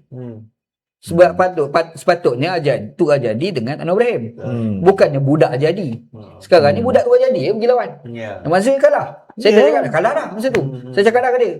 Orang tu kata juga Cuma saya rasa macam lagi tak kena apabila lepas daripada tu Anwar Ibrahim dah diam dah. Saya pun dia tersutir pula pergi. Lagi tak kena. Saya sebut macam tak kena sebab dia KDN. Kalau dia bukan KDN lain. Menteri Kalau Kanan. Contohlah dia ni Ini yang membawa Samsul Iskandar. Tak apa. Kalau dia duduk kat situ tak apa. Tapi bila dia KDN, alamak, patut kau pergi cakap benda-benda yang melibatkan kuasa KDN. Padahal benda tu kalau kau ada kuasa kau kita tangkap je. Betul. Tak payahlah bercakap. tu RE itulah. Jadi dia macam tak cantik tau. Last sekali angkat tangan macam ni itu trademark Anwar Ibrahim. Last kali dia trademark Sanusi. Betul. Kan? Betul. Saya rasa itu patut saya cakap. Pemimpin ni dia bukan sebuah benda dia kena cakap. Kadang dia ada tentera kena bercakap. Okey, dalam PAS macam mana? Ada PAS, tak yang pada pandangan Ustaz boleh diangkat sebagai calon Perdana Menteri? saya nampak memang ada permainan game dalam Ampas, bukan dalam Ampas lah, orang-orang tertentu untuk mengangkat Dr. Sam sebagai PM. Ini permainan. Walaupun dia menafikan. Menafi semua nafi sebenarnya mengaku. Tambah pula PAS ni ada budaya pemimpin itu tidak boleh menampilkan sikap mahu dia nak jawatan. Sebab dia orang percaya siapa yang minta jawatan maka Tuhan takkan tolong. Kan? Dia ada kepercayaan tu dalam PAS ni. Betul, tak apalah. Ada hadis. Memang ada hadis lah. Nabi kata kan pada sahabat Nabi lah. Jangan kau minta jawatan. Kalau kau minta dan diberi, Tuhan takkan tolong kau. Tapi kalau kau tidak diminta, tiba-tiba dapat juga jawatan, Tuhan akan bagi bantuan pada kamu lah. Jadi pegangan terhadap konsep tu terlalu kuat dalam Ampas. Makanya ada orang ni, contoh macam Dr. Sam. Dr. Sam ni memang dia tak cakap. Kalau dia cakap, itu lagi merosakkan persetujuan PAS terhadap dia untuk nak jadi PM. Nampak macam meminta lah. Sebab PAS ni dia lain. Kita kena faham budaya dia kan. Cara kepercayaan imaniat dia tu kan. Ini PAS. Tapi kalau orang tanya saya, sebenarnya saya ada satu fikir seorang. Saya ni pandangan peribadi saya lah. Saya percaya dia ada kebolehan pentadbiran. Lepas tu cuma ada sikit dia problem pada dia. Dia hanya dilihat watak terlalu kekelantanan. Okey. Mungkin faktor dia tak pernah duduk di luar. Maksudnya politiknya hanya sekitar di Kelantan. Lepas tu dia tidak pernah dilihat untuk cakap benda-benda yang melibatkan nasional. Ya. Maksudnya antarabangsa pun dia kurang cakap. Tapi bila saya dengar dia bercakap di 3 benda, saya rasa dia ni orang pandai sebenarnya. Cuma mungkin tidak pernah diberi laluan. Ada benda ni kadang orang tu boleh, tetapi tidak pernah diberi laluan. Bila kita bagi, pandai rupanya. Kan? Banyak kes sebenarnya. Contoh, dah dulu kalau kita usah contoh ni, Tun Dr. Mahathir sendiri pun. Kan? Kita tak sangka, pada era itulah, orang pada era itu tak sangka Tun Dr. Mahathir ni boleh. Sebab orang nak nampak Tun Razak tu lah. Kan? Tun Razak, lepas tu Tengku kan. Standard tu lah. Tapi 20 tahun kot dia boleh pergi maki orang putih sebelah berak dia je. Boleh tahan orang tu ni. Maksudnya bila diberi ruang nampak dia boleh kan. Saya peribadi saya tengok ada seorang Nik Amar, Datuk Nik Amar lah. Cuma saya tak percayalah. Saya rasa lah, bukan tak percaya. Saya percaya orang-orang luar rasa dia tak mampu. Jangan main-main dalam pentas jelajah si Kancil. Abiraf uji Nik Amar. Sebab dalam pada semua orang memandang bersama ni tak ada masa depan apa semua, Nik Amar memberikan pandangan sangat berbeza. Dia kata hati-hati. Sebab berhati-hati dengan move bersama yang menarik golongan anak muda. Sebab Datuk Nik Amar ni yang pertama dia bercakap benda masa depan. Dia ada predik ni, tapi dia tak pernah cakap public. Faham tak? Jadi kalangan kalangan dia, kalau kita tanya tentang masa depan, dia boleh bagi jawapan dan jawapan dia menarik. Kan? Contohlah antara benda yang saya pernah dengar dia bercakap, dia kata sebenarnya untuk politik di masa depan, politik berasaskan kepada ideologi ni 2 je. Yang pertama adalah PAS, yang kedua adalah DAP. Segi ideologi. Saya rasa itu analisis menarik. Sebab kalau kita fikir, parti yang bergerak secara kuat, mesti asasnya ada ideologi. Betul. Populariti ni tak lama. Parti berasal pada popular tak lama. Berdasarkan tokoh pun tak lama. Tak lama. Habis tokoh tu Habis lah. Tapi macam Nik Amar tadi, dia boleh ada dia dalam PAS sendiri, dari sudut structure-nya. Yang tu isu dalam mampas. Dia boleh pergi ke? Dia boleh pergi ke? Boleh tu boleh lah. Tetapi mungkin Jauh sikit mungkin kena ambil masa lah. Yang pertamanya hubungan dia, sudut pandang orang bukan Islam terhadap dia masih lagi tak berapa kuat. Mungkin dia tak pergi ke program-program melibatkan kepada orang bukan Islam. So, dia kena libatkan banyak lah. Dia kena engagement dengan orang bukan Islam. Dia kena ada lah. Kena nampakkan ketokohan dia. Sebab dia kalau kita tengok dia bercakap, sebab kita kena faham Nik Amar ni dia belajar dekat negara orang putih lah. Dia belajar negara orang putih. Dia bukan belajar negara orang Arab. Kan dia? Tak. Dia bukan. Dia memang ustaz. Bapak dia pun ulama kan. Pak Nik Law kan. Orang alim lah. Ulama, orang alim masuk politik. Bapak dia lagi pada era dia, bapak dia lagi tua pada Tun Aziz. Kan? Ini era dia lah. Jadi dia sendiri tu keluarga politik. Yang kedua keluarga ulama. Lepas tu pendidikan dia not bad. Dia bukan semata-mata ada pendidikan agama, tapi dia pun belajar dalam pendidikan orang putih. Jadi dia boleh cakap Inggeris sebenarnya Datuk Nik Amar, tapi sebab duduk Kelantan tak ke depan macam ni. Kan? Lepas tu dia ada pengalaman mentadbir. Dia pernah jadi timbalan menteri besar. Kan Datuk Nik Amar. Pemahaman terhadap pentadbiran dia ada. Lepas tu kalau kita sembang dia, kalau kita dengar ucapan-ucapan tertutup dia, dia ada idea. Dia ada idea, cuma dia tak cakap ke public. Tertutup dia cakap. Mungkin cara dia nak marketkan diri dia tak pandai kot. Mungkin. Saya lebih letak tanggapan, tidak ada orang nak marketkan diri dia. Datuk Nik Amar lah. Ni saya sudut pandang lah. Betul. Kalau fikir orang lain, wallahu alam lah. Kalau saya cakap ni dalam konteks dalam mampas. Saya fikir itu. Kita habis tu, kita masuk Johor pula. Kita masuk Johor ni. Sebab bila membawa kepada PAS tadi, ada ura-ura mengatakan bahawa PAS mungkin tak bertanding di Johor ni. Dia mungkin memberi laluan kepada UMNO. Ini kita tak payah kemungkinan lah. Kita tak assume dulu lah, tunggu PAS buat announcement kan. Dan yang akan masuk adalah Wawasan dengan Bersatu. Itu satu. Kita pergi kepada ni lah, calon dulu. Bersama telah mengumumkan hari ini bahawa ada 15 tempat. Dan fokus dia adalah selatan Johor dia panggil. Adalah satu di tengah Keluang, dan satu lagi di belah barat dia panggil. Belah Batu Pahat tu, iaitu Bakri. So Bakri dengan Keluang tu jauh sikit outskirt. Tapi yang lain tu semua bahagian selatan. what's your opinion dalam benda tu daripada segi lah. Kalau Rafizi kata macam berdasarkan kajian 6 bulan tau. 6 bulan datang ada peluang kat situ. Tapi menarik tak Rafizi dia bersedia untuk menghantar calon di kawasan-kawasan itu based pada statement dia tu kan? Ya. Berasaskan kepada kajian. So, menarik. Ya, menarik. Maksudnya dia bukanlah kita letak, bukan. Tapi berasal pada data yang kami dapat bla bla bla, maka yang ni tepat kami letak. Sebab saya tengok, ni DAP, yang ni PKR 1 je kan? PKR memang satu pun. Tinggal satu. Lepas tu tengok DAP dia ni kursi. UMNO 8, DAP 4, PKR 1. Betul saya tengok. Rasa menarik juga sebab dia bukan buat keputusan berasal pada asumsi kan. Bukan agak-agak asal masuk, bukan. Asal lawan, bukan. Tapi berdasarkan pada perkiraan. Saya rasa menarik politik ni. Bila kita pergi berasaskan kepada kita memahami problem statement, itu baik. Yang susahnya kau pergi berlawan tapi kau tak tahu apa problem statement kau. Betul, dia memang masuk je. Ini yang disebut oleh Ibraf di Kuantan semalam. Kita nak menyelesaikan isu, kita kena letak, kita kena tahu apa problem statement tu. Sebiji yang disampaikan. Sebab dia macam ni. Macam contoh kan, Anwar Ibrahim jadi Perdana Menteri. Ni benda saya banyak kali bangkit. Kawan-kawan pun ramai banyak kali lah bangkit. Hantar 2-3 orang pimpinan PKR tertinggi lah. Sebangkit kan, saya cakap ke dia orang, nak buat PhD ni pun, perkara pertama dalam defense proposal ni, apa problem statement? Setahun ni cari benda tu je. Problem statement tu.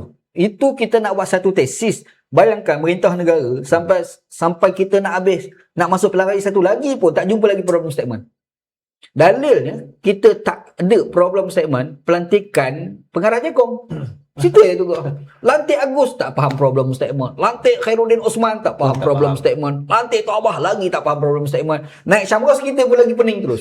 Kau cerita apa ni? Sejak terus. Kita apa jadi parti ni? Kau jadi apa ni? Maksudnya macam mana kau nak berperang tapi kau tak tahu kat mana tentera musuh, kat mana kekuatan kau, kat mana kelemahan musuh, kat mana kelemahan kau yang kau kena atasi. Problem tu. Setuju tak kalau saya kata even di Johor sekarang ni PH PKR menghadapi masalah, dia nak jual apa di Johor? Dah contoh pun simple lah. Bila Anwar Ibrahim masih lagi duk reformasi. Kau bilang betul kau PM kot. Reformasi apa ni? Kau PM. Tak kalau kita ni. Tapi yang itu, yang itu sebenarnya dia sedar. Tapi dia juga tahu yang benda tu boleh dijual. Itu yang saya jawab soalan tu masa di tak ingat di Kelantan ataupun di Kuantan. Saya cakap dia nak membawa politik sentimen dan emosi lah. Masih lagi. Dia rasa Anwar Ibrahim ni apa dia? Anwar Ibrahim reformasi. Malangnya itu pada tahun 98. Dia macam ni masalah dia. Apabila Anwar Ibrahim masih lagi mengangkat slogan yang dia diterima dulu. Itulah saya kata tadi. Dan tak baik. Bermaksud dia hanya nak mengekalkan sokongan dia ada je. Dia bukan nak dapat market baru. Dia nak orang-orang lama tu biar jangan lari daripada dia. Sebab tu saya anggap reformasi. Saya hanya faham satu je. Macam mana dia nak tarik emosi orang-orang lama tu jangan tinggalkan aku. Sebab orang baru ni apa dia masih. Sebab bila kita cerita tadi, tawaran baru kepada Johor ni apa? Tak ada. Sebab tu saya kata dia ambil ubat. So dia dua. Ambil ubat. Dia tak ada tawaran, tapi dia duk bantai. Itu yang akhirnya TMJ kena jawab. Dia duk bantai Johor. Dia bantai bocor. Apa yang bocor?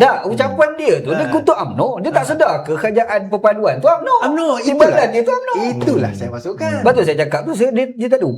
Dia dah ambil ubat. Dia orang asma yang ubat asma tu nak ambil. Dia sudah biasa. Dia kena bercakap. Dia sebab orang ni kalau dia lemas, kayu yang lalu tu yang kecil tu pun dia kena pegang. Walaupun memang tak boleh tolong dia. Bukan cerita kayu, kalau tahi lalu pun dia pegang. Sebab orang lemas. Tapi kenapa Anwar cakap pasal reformasi? Saya fikir, dia tak ada, dia ambil ubat ni. Ada benda nak jual. Dia kalau dia nak tarik sokongan baru, dia takkan guna slogan reformasi. Kalau dia tahu market dia adalah orang baru. Tapi kalau dia terpaksa goreng tajuk lama, maksudnya dia nak mengekalkan sokongan dia ada je. Sebab yang tajuk lama tu sebenarnya dia dah boleh selesaikan. Tak masalah sekarang ni masalah slogan tu Rafizi dah ambil lah. Bila keluar berlawan, kau tak buat reformasi, goreng Rafizi pula. Mampus. Mampus. Yelah, benda contoh kita kata tadi kan, Rafizi mendedahkan data kan. Rasanya semua orang tahu perangai dia tu. Yalah. Perangai dia memang macam tu. You nak cakap, you nak argue dengan dia, apa kau punya datang? Dia tak nak dengar ni faktor-faktor sentimen emosi ni. Kan? So bila dia ada peluang sekarang, dulu dia bercakap. Dia bercakap dan parti lama tak nak dengar. So sekarang ni Allah takdirkan ada bersama. So dia akan laksanakan sepenuhnya yang dulu dia memberikan nasihat kepada parti terdahulu dah kan. So nampak beza ni. Walaupun kita tengok ada satu lewat petang rasanya FIP apa ni podcast Ena dengan siapa tu? Tahu Ena dengan siapa seorang lagi tu Faiz tu Faiz. Rasanya Faiz ni amanah bukan? Amanah dia dah keluar lah. Oh dia dah keluar lah. Oh keluar mana? Pasal apa? PKR? Tak tahulah. Tak masuk hati lah. Tak tahulah dengar cerita dia masuk amanah. Lepas tu dia keluar amanah. Lepas tu masuk PKR balik. Dia pantai dengan budak amanah. Lepas Tak tu tahu dia masuk PKR ke apa, tak tahu Allah Alam. masuk tak sampai berapa bulan lah kan. Dia kata kat situ, kalau kita boleh tengok kan, dia kata bersama ni, dia kata ditubuhkan antara lain dia menyerang peribadi kan. Tak puas hati dengan peribadi. Tak puas hati dengan peribadi. Dekat situ pun dia dah tersasar lah. Kan? Dekat mana kan kalau kita tengok 12 agenda dalam ucapan jelajah Habibie Rafizi menyerang peribadi dalam podcast dia. Tak, kalau atas tajuk sentimen peribadi, PKR tu sentimen peribadi sebenarnya.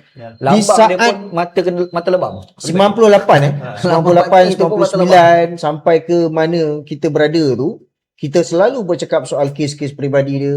Tapi Habibie Raf tak pernah sentuh benda tu. Kita bercakap macam mana nak bangunkan anak muda pada masa akan datang, kepimpinan dan sebagainya. 12 agenda tu adalah menyentuh tentang masa depan. Masa depan. Menyelesaikan problem statement yang tidak diselesaikan oleh kerajaan sekarang. So kalau kita tengok kan apa yang ditawarkan dengan PRN Johor ni kan, satu perkara yang menarik lah. Maknanya pada saya PKR kena try to recall balik apa yang pernah disampaikan oleh Rafizi semasa dia dekat dalam. Kau kena buat yang itu. Untuk menyelamatkan kau daripada mati lemas. Dah ucapan di awal Ana Ibrahim keluar tu, dengar ucapan Rafizi. Di awal Ana Ibrahim keluar penjara, dekat Kampung Baru ucapan tu kan. Rafizi bercakap dia pakai baju Melayu tu. Baju biru tu. Biru muda tu kan. Saya dengar ucapan dia. Sebab dia cakap kita kena laksanakan agenda dan apa yang telah kita janjikan. Ingat Rafizi punya ucapan. Saya rasa benda tu patut dikembangkan sebenarnya. Sebab Rafizi dah memberi satu nasihat penting lah. Cuma pada masa tu Perdana Menterinya adalah Mahathir. Masa tu kan. Mungkin ketika itu Rafizi percaya Mahathir tidak akan laksanakan agenda reformasi. Dan meletakkan kepercayaan Anwar Ibrahim akan laksanakan. Betul. Rupa-rupanya tak. Sama juga. Lagi teruk. Tapi dari sudut perkembangan parti bergerak. Maksudnya okey, dari sudut pentadbiran mungkinlah kita nampak tak dilaksanakan sebab kita tahu Tun M yang jadi. Tapi dari sudut perkembangan parti dia bergerak. Masa dalam masa itu dia bergerak kan. Sekarang ni dari sudut pentadbiran negara orang persoalkan, dari sudut partinya pun tak tahu timbalan presiden tu hilang ke mana kan.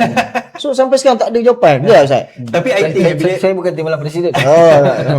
bila disentuh mengatakan menyerang peribadi tu, dia orang tersilap sebenarnya. I think dalam podcast Ena dan sama ada Faiz tu kan, dia sebenarnya salah faham maksud menyerang peribadi. Yang menyerang peribadi ni kalau kita sebut pelantar. Macam si Papu Kari yang sekarang dibawa masuk dalam geng Ceplos. Itu menyerang peribadi. Bila kita kata 9.5 juta, bila kita kata membela Azam Baki, itu bukan menyerang. Itu isu nasional. Itu isu nasional. Isu negara, betul. Sebab 9.5 juta, mafia corporate, 9.5 juta bermakna Victor Chin telah memberi duit kepada salah seorang menteri kanan untuk selesaikan kes dia. Itu menyebabkan isu nasional. Dan memang menteri kanan pun yang dihantar untuk deal.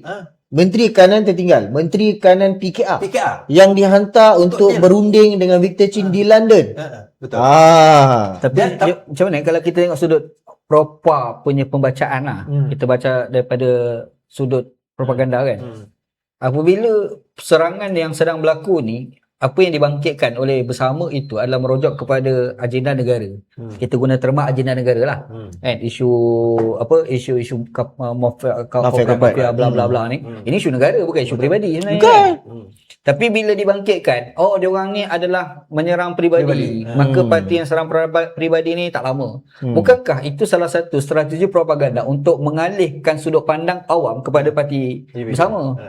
Tu je. Itu propaganda dia lah. Kalau anggap macam tu je lah. Tapi beza dia kan, bila dia itu kita kata dalam pada dia run podcast, dia bermain media sosial, dia masih lagi terperangkap dengan budaya yang zaman tak ada IT, zaman handphone tak ada. Dia tak boleh nak relate. Orang dengar ni, dia buat cari, dia research. Tapi sebenarnya macam ni, cara dia mengalihkan itu pun bahaya untuk dia sebenarnya. Ya. Apa bahaya? Orang akan buat perbandingan. Bahayanya apabila yang alik bersama dia bercakap soal korporat mafia sebagai contoh. Korporat mafia ni bahaya pada negara bla bla bla. Dia berkata, kau serang peribadi dah tu. Bermaksud peribadi yang kau pertahankan itu adalah merosakkan negara. Maknanya orang yang terlibat lah. So dia nak ni impliedly dia nak kata Anwar terlibat lah dalam mafia korporat kan. Secara minda bawah sedar ni orang akan terima lagu tu. Sebab kita kena faham, bila kita menyentuh apa-apa korporat mafia ke SPRM ke apa dan sebagainya, benda tu nak tak nak memang akan menyentuh peribadi, bukanlah peribadi, individu-individu. Ramanan, kita akan menyentuh Saifuddin, kita menyentuh Anwar Ibrahim dan sebagainya. Sebab manusia yang buat. Dan sebab dia image yang dia bawa tu, dia kata macam bersama ni wujud untuk menyerang peribadi Anwar Ibrahim. Itu asal yang dia nak. Ya, betul. Tapi yang sebenarnya yang apa yang saya faham daripada Faizal cerita tadi tu, tak, kita bercakap ni bersama dah bercakap kita pula. Amin. Bersama malu pula dia. Bersama ni katanya Faizal ni sebagai orang bersama ni sebenarnya sedang menyerangkan isu-isu melibatkan kepada idea pentadbiran negara. Betul. Isunya idea, bukan isunya orang. Sebab orang di situ. Tapi korang begitu doh, kau menyerang orang. Orang ni bukan orang yang terlibat ni. Meaning to say, cara penakulan mantik engkau tu terlalu rendah. Jadi bila kau alihkan macam tu, sebenarnya secara minda bawah sedar, orang awam akan mengatakan kerana engkau lah menggambarkan Anwar Ibrahim terlibat dengan korporat mafia. Itulah asalnya. Itulah kesilapan propaganda tu. Contoh mudah. Serang peribadi kan. Bila kita kata, kalaulah kita kata serang peribadi, penyokong-penyokong lama dah tinggalkan kau because of kes-kes liwat ni. Kan? Tapi penyokong kekal. Maknanya penyokong tak termakan dengan kes-kes peribadi. Itu yang pertama. Yang kedua, isu mafia corporate. Kenapa dia menjadi isu yang sangat-sangat penting? Sebab setiap daripada kita ni ada pasport. Betul. Syarikat yang dapat award daripada kerajaan ni, dia yang menguruskan data, pasport dan IC kita. Betul. Jadi isu ni tak boleh ditutup dengan begitu saja dengan isu pengumuman minyak diesel turun. Tak boleh. Maksudnya data-data kita pun dalam bahaya. Data-data kita semua nak. Dan macam mana you just nak tutup sapu sampah bawah kapet dengan hantar Menteri Kanan PKR deal di London itu dengan 95 juta Peter Chin diam. Selesai ke? Tak selesai. So dekat mana yang kata isu peribadi ni? Malah kalau kita tengok tak ada apa-apa tindakan pada KPSPRM sekarang ni. Tak ada. Azam Baki tak ada. Dah 100 hari lebih 100 hari dah. KP yang baru ni kan, yang bekas hakim tu kan. Datuk Alim Datuk Alim. Kan dah tak ada. I mean senyap isu. So dia jadi jam bila tengok petang tadi kan. Kita tengok bukan ke budak ni yang dijadikan kononnya ikon ekonomi anak muda kan. So pada saya lah sepatutnya dia lebih fokus bab ekonomi. Yalah. Dah dia boleh bagi analisis tu, tapi kita boleh nilai analisis tu dangkal lah. Tu kita kata. Okey, sebut pasal analisis balik kepada Johor tadi. Apa analisis you all tentang Johor ni? Rasa siapa yang boleh menguasai? UMNO boleh menguasai balik tak dengan jumlah yang agak besar? Sebab hari tu saya tak tahulah segi statement rasmi, tetapi dapat beberapa komen daripada kawan-kawan yang duduk dalam badan kajian. Okey, badan kajian. Saya tak ada sebut lah. Okay. Alright. Dan selalunya dia orang ni kalau bagi kajian akurat lah. Kalau lari pun 1, 2, 3 undi kan. Jadi baik lah Ustaz Wanji siang. Baik. Lepas ikut usrah. Kita sekarang ni bismillah. Mukadimah ada bismillah. Allah bersalam. Jadi dia kata, so yang buat analisa tu tak boleh disebut lah. Mungkin tak perlu sebut lah kot. Belum lagi. TBR sendiri cakap lah. Sebab dia orang lebih kredibel daripada kita. Tapi kita hanya dengar daripada mulut dia orang. Nanti kalau dia orang dedah, dia orang bagi sekali metodologi kajian lah bla-bla kan. Cuma secara dasarnya kalau UMNO solo, PKR kosong. Maksudnya solo ni tak bersama dengan PH. Oh, maksudnya kalau langgar semua. Dan memang dia langgar pun. Memang langgar pun. Sebab dia kata macam ni, masa dia cakap tu adalah sebelum UMNO umum yang diorang nak solo. Ya. Pada masa tu kajian dibuat. Kajian sudah dibuat sebelum UMNO buat pengumuman solo. Diorang dah letak tanggapan jika solo. Dan soalan tu dah berlaku dah. Jika tanyalah kepada kepada orang-orang pengundi situ kan. Jadi jika solo memang nak UMNO. Kalau UMNO PKR memang UMNO, kita tak akan PKR. Dia jadi macam tu. Tapi kalau UMNO dengan berpakat dengan PKR, kalau kursi tu PKR bertanding, UMNO tak bertanding, kita undi PKR lah. Jadi macam tu, faham?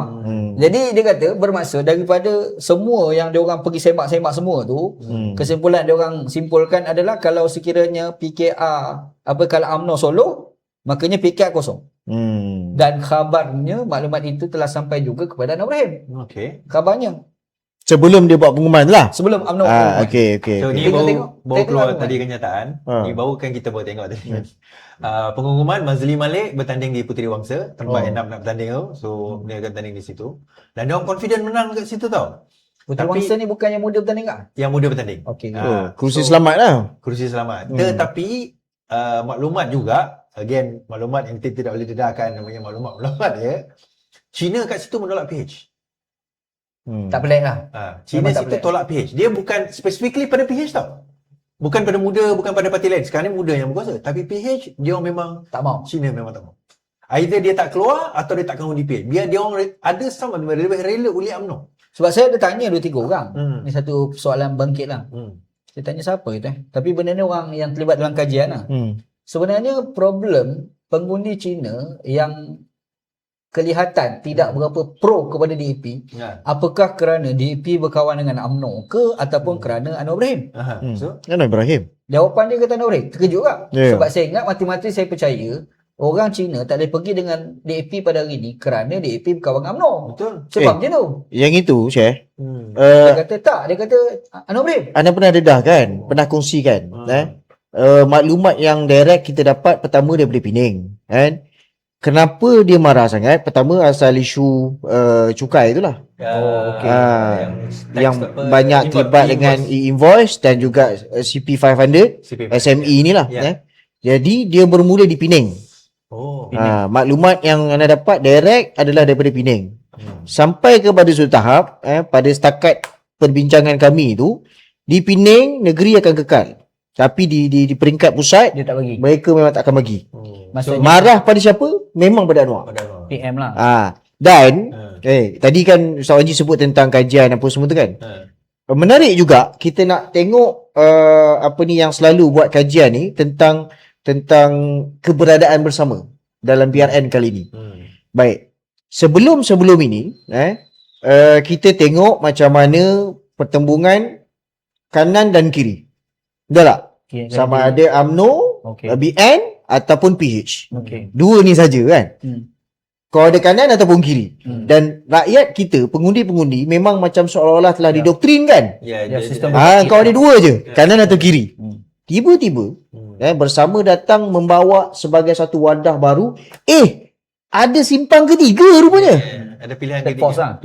Pilihan ketiga sebenarnya kan. Sebab yang mana kalau tengok pada balik-balik pada pengundi kawan-kawan Cina ni, dia cakap, aku takkan mengundi PH sebab dia marah pada Anwar. Tapi aku tak sanggup nak mengundi BN ataupun PN tadi. So aku akan duduk diam. But maksudnya kewujudan bersama adalah sebagai alternatif kepada mereka tak keluar mengundi untuk keluar mengundi. Sebab dia kata, kalau you tak mau keluar mengundi, kan sebenarnya you tahu akan jatuh kepada siapa. Berbanding dengan you keluar dan buat perubahan.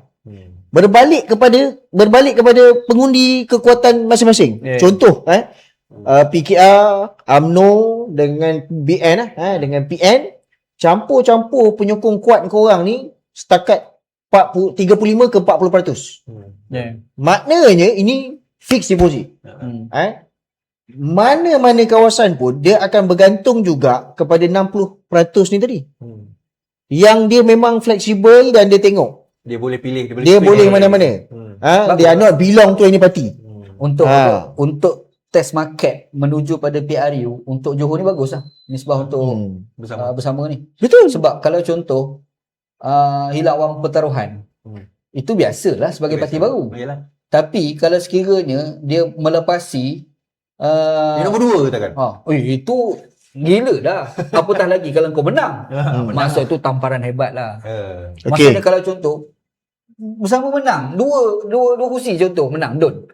Itu pelempang nak Ibrahim lah sebenarnya.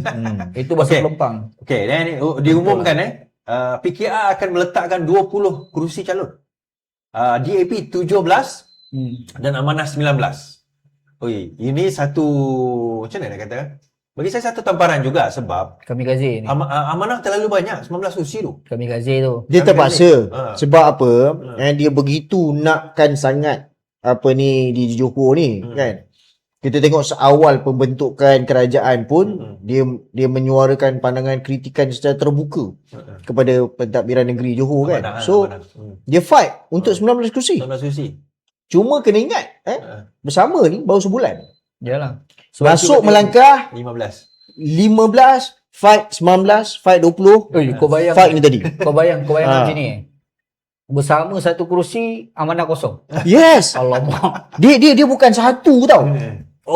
Dia satu sebulan versus berapa tahun kau? 10 tapak. Amanah 2016. Tu tak apa lagi. Bayangkan PKR kosong bersama dia kursi lagi. Okey, ini menarik ni. Izwadi lama main media sosial apa kan. Kita tengok dalam pada ni, kita patah topik yang pertama tadi. Dalam pada caplos-caplos gelakkan jelajah Malaysia. 500 kehadiran fizikal, 11,000 online. Video Amir. Ya. Kan? Apa komen? Kalau tengok PRN ni, apa komen Izwadi sendiri? Video yang mana? Yang tak Yang ramai. Amir tu lah. Yang tak ramai tu lah. Yang tak ramai. Yang itu rasanya tak sampai 100 tu. Ramai, kita tak nampak. Dia kena ada ilmu lagu ni. Dia Bukan lagu ni, lagu ni. Dia orang macam Nah ni boleh nampak. Dia nampak sebab ada maklumat sampai. Tak zikir kita lain. My comment ni simple je. Pertama, yang itu adalah Menteri Besar Selangor. Yang kedua, itu adalah parti Pengarah tau. Pengarah. Parti kerajaan dan kawasan itu adalah timbalan menteri. Yunus Warren timbalan menteri. Perpaduan. Oh ni. Ya. So adakah benda itu memberi impact? Oh ya. Dia parti apa? Dia parti PKR. PKR. Yunus Warren PKR. So Yunus kawan saya lah. Yang India tu. India tu. Oh, perpaduan tu. Okey, nah. Tak, dia macam ni lah. Budak sangat Kalau dia. pada peringkat awal, sepatutnya semangat kempen tu dah membara. Ni nak penamaran calon hari Sabtu kan. Orang kena ramai lah masa tu untuk menunjukkan apa orang kata solidariti. Fixed deposit kau ada lah. Fixed deposit kau ada. Dan kawasan tu adalah kawasan menang parlimen. Tiba-tiba menang parlimen, orang tak keluar. Sakit oh. Okey, tak keluar, mungkin tak apa. Takkan kau tak boleh bawa orang kau. Penyokong kau. Dan kalau Don kalah, parlimen tu dia kena fikir, pandai aku habis. Tiada akan datang, aku pula kena jual. Ya. Sebab dia so confident kan. Macam bersama ni kita kata, kita duk takut ni. Ada orang tak ada orang, ada orang tak ada orang. Tengok-tengok, penuh dewan. So, kita ambil dewan yang kapasiti kecil, bukan kita lah. Ni pentadbiran lah kan. Ambil dewan ni yang kita tahu, okey, berapa boleh muat? 500. Kita ambil ni ya. Kalau tengok Amir Bucap tu, tengok dia punya kemah dia, grand tu. Beribu boleh masuk tu. Betul. Daripada belakang. Nampak kursi je. Amanah pun sama kan? Amanah pun sama. Soal kaya. Amanah lagi lah. Satu barisan je. Tak, itu sebenarnya strategi dia tu. Strategi lah. Sebab dia kalau ambil kawasan yang besar, strategi dia merujuk kepada timbalan presiden. Ke siapa? Dia macam ni. Dia bila dia ambil kawasan yang boleh muat ribu-ribu orang, tiba-tiba kedatangan sedikit, dia boleh claim. Ramai lah tu sebab dewan tu besar. Kita dapat sikit. Ini di luar kotak. Di luar kotak. Di luar kotak. KP Jekom kena buat khusus panggil Ustaz Wanji. Betul. Dia punya propaganda lah nak main. Dengan kita lah. So itulah tuan-tuan. So saya rasa I think kita sepakat lah Johor ni bagi kita PH Royup lah. Dan saya sebenarnya nak tengok mood untuk Johor sebab teringat kes yang berlaku pada pilihan raya lepas. Kan sebab sebelum pilihan raya lepas dah pilihan raya dululah. PRU sebelum PRU kan berlaku Johor juga. Dan sebelum tu. Tapi macam mana mood PRN Johor Melaka yang teruk, tapi bila pergi pada PRU dia lain. Jadi saya nak tengok mood ni. Okey, menarik. Sebab dia macam ni. Sebab benda ni pun kita pernah berbincang sebelum ni. Sebab bila sebut Johor Melaka ketika itu kita tak berapa nak baik, kan berlaku pertemuan tertutup berbincang tentang kononnya postmortem lah. Sebab saya sendiri cakap, saya kata tak cukup lah, korang memang tak boleh buat. Suka ke tak suka, benci ke tak benci, kena panggil Rafizi comeback. Kepada siapa tu? Kepada grup Grup tu pimpinan lah. Pimpinan Grup lah. pimpinan kan. Dan pada masa tu dia buat dia ikut lah nasihat tu. Oh, tu yang dia panggil Rafizi balik tu. Pujuk balik Rafizi datang tu. Yang saya ada cerita kan. Ya. Jadi benda tu cuma kali ni saya tak fikir apakah dia orang akan telefon balik Rafizi comeback. Takkan. Kalau panggil pun takkan Rafizi nak pergi dah. Takkan. Dia comeback aku starlight dia. Takkan. Okey, jangan cakap comeback. Kerjasama pun tak ada dah. Saya dah fikir. Tak ada. Saya nak tengok keputusan yang ni sebab saya nak tengok apa pula PRU. Tadi Ustaz tak jawab. Ustaz tak jawab. Ada tak figure yang boleh menggantikan macam Rafizi di PKR? PKR tak ada lah. Memang tak ada dah lah. Kalau tanya PKR tak payah tanya lah. Tak ada lah. Tapi Kita kena tanya lah kan. Tapi last. Ada. Ni bukan last. Ni kita bawa ke belakang macam ni. Strategi bersama untuk tidak bergabung dengan mana-mana parti. Do you think that is a good strategy or not? Untuk ni. Untuk menang, untuk nak jadi kerajaan tak lah. Yalah of course lah. Tapi kalau untuk nak Untuk mood politik. untuk membawa kepada budaya politik baru mungkin. Untuk membawa kepada budaya politik baru. Tadi Ustaz dah sebut, Ustaz pun dah sebut kan, data yang disebut oleh disebut oleh Biraf ni 6 bulan kan. So pada kita kat situ dia dah tahu dah. Dia dah menyampah, orang dah masuk tahap muak kan. Bergaduh sama je ni. That's why lah dia keluar bersama ni. Sebab dekat macam kat UK pun orang dah panggil political fatigue tau, kepenatan politik. Dia orang dah tahap mengundi di UK atas sikit 50% je. Ya sebab yang pertamanya orang meluat. Tapi masih lagi keluar mundi. Yang bahayanya untuk demokrasi kalau orang tak nak keluar mundi. Itu bahaya untuk demokrasi. UK 50% je. Itu pun kita sampaikan dia boleh undi pos, boleh wakilkan orang untuk mengundi. Online pun boleh. Pun 50%. Sebab saya fikir bila saya dengar Rafizi bercakap kan. Saya fikir mungkin Rafizi dia nak menyuburkan demokrasi supaya tak mati. Dalam maksud kalau orang dah meluat, maka nanti orang tak nak keluar mundi. Itu tak baik untuk demokrasi sebuah negara. Demokrasi ni meluat-meluat pun keluar lagi mengundi. Itu okey. Boleh lah kan. Sepatutnya keluar dalam keadaan gembira kan. Macam itulah maksud dia. Tapi dalam tempoh sebulan, data bersama menunjukkan satu pencapaian yang luar biasa lah. Apabila yang bersama dengan kita lebih 75% adalah orang yang memang tak pernah ada background politik. So, okay. Rafizi disebut pasal apps tak? Apps apa tu? Kancil yang akan rasanya sepatutnya dalam itu tak ada lagi. Cuma ada disebut secara umum lah. Untuk yang kita mulakan dengan kumpulan grup-grup sasaran. Zone-zone tu kan. Maknanya kalau you register dekat kawasan Ampang, you boleh masuk dalam grup. So maknanya pergerakan tu akan mengikut zone masing-masing. WhatsApp group. So mungkin PRN Johor ni melambatkan sikit lah. Jelajah pun kita tangguhkan. Ya, kita tangguhkan jelajah untuk bagi laluan. So rasanya dalam minggu ni atau minggu depan. Apps tu kan? Apps tu seminggu ni. So kita tunggulah. Okay, alright. So kita pun dah berhujung dah ni. Ada ke dia nak cakap? Tak ada kan? Lupalah pula Nak terkencing lagi ni. Okay lah, thank you lah Faizal. Okay, so terima kasih Ustaz. Kita jumpa lagi. InsyaAllah. So kita tutup kedai lah. Okay, apa lagi? Kira lah. Kira semua. Dia bayar sendiri. Oi, kau masa tebuk lah macam ni kan. Aduh.